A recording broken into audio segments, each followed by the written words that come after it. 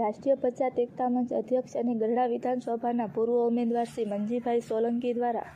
આજે બોટાદ કલેક્ટર કચેરીએ અરજી આપવામાં આવી છે, જેમાં બોટાદ જિલ્લામાં ભૂમાફિયા દ્વારા અને અધિકારીઓ દ્વારા ચાલી રહેલો ભ્રષ્ટાચારને ખુલ્લો પાડવા માટે અને જે લોકોએ દલિત સમાજની જમીન ઉપર ખોટા નામ લખાવીને જમીન પચાવી પાડી છે, તેમજ બીજા ગામે જમીન મળેલ તેમ છતાંય ભૂમાફિયા દ્વારા બીજા ગામે ખોટા નામ લખાવીને જમીન પચાવી પાડવાનું મોટું કૌભાંડ ચાલે છે, તેને ઉજાગર કરવા અને મૂળ માલિકને જમીન સોંપવા માટે કલેક્ટર કચેરીએ અરજી આપવામાં આવી હતી. મંજીભાઈ સોલંકી, કેશવભાઈ મકવાણા, વિઠ્ઠલભાઈ સાપરિયા, ઇમરાનભાઈ કળગથરા.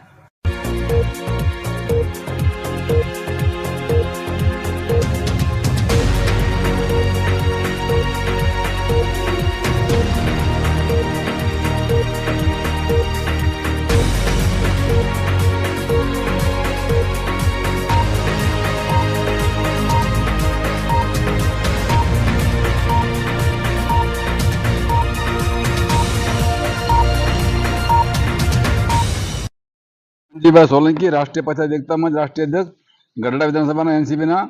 ઉમેદવાર. કલેક્ટર ઓફિસે આવ્યા આજે કલેક્ટર ઓફિસમાં અરજી અમે આપી છે કે બોટાદની માલિપા ભૂમાફિયા દ્વારા જે કૌભાંડ ચાલી રહ્યું છે એને ઉજાગર કરવા માટે પ્રયત્ન કર્યો છે અને સરકાર અને અધિકારીના નજરમાં પડે કે 1962 અને 72માં સરકારે જમીન ફાળવેલી, એમાં એસસી અને ઓબીસી, અમારા વિસ્તારમાં એસટી નથી, ઓબીસીમાં જમીન જે ફાળવી છે ગામની માલિપા નાગલપરમાં જે જમીન બે ભાઈને મળી હોય, જે બાબરમાં, એ જમીનમાં એક ભાઈના ખાતે જમીન રહી જાય 17 વીઘાની, બીજી જમીન એમાંથી બીજાના નામને એન્ટ્રી પડે બીજી સમાજની. મુદ્દા નંબર 2, કારિયાણીમાં વર્ષો પહેલા જમીન આપી હોય વાલ્મીકી સમાજને અને છેલ્લા 2 વર્ષ પહેલા એની એન્ટ્રી પડે ભરવાડના નામથી. એટલે આવા કેટલાય મુદ્દા છે, 3-4 મુદ્દા એવા કે ભાઈ દલિત સમાજ અને પિછડી સમાજને જમીન આપેલી હોય એમાં પણ આ લોકો કૌભાંડ કરીને અધિકારીઓએ પોતાની ભ્રષ્ટાચાર કરેલો છે. એ ભ્રષ્ટાચારનો ઉજાગર કરવા માટે આજે મેં અરજી આપી છે. આશા રાખવી છે કે જે કોઈ લોકોએ શેડ્યુલ કાસ્ટના લોકોને આપેલી જમીનને પચાવી પાડવા માટે જે કાવતરા કર્યા છે એની માથે યોગ્ય કાર્યવાહી થાય અને જે લોકોને જમીન ફાળવી છે એ લોકોને જમીન ખુલ્લી કરીને આપવામાં આવે, જેથી કરી એના પરિવારને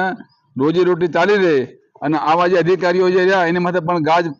પડે અને ફરીને ક્યારેક આવું કૌભાંડ ન કરે જમીનનું. એટલે અમે અરજી આપી કલેક્ટર સાહેબને કે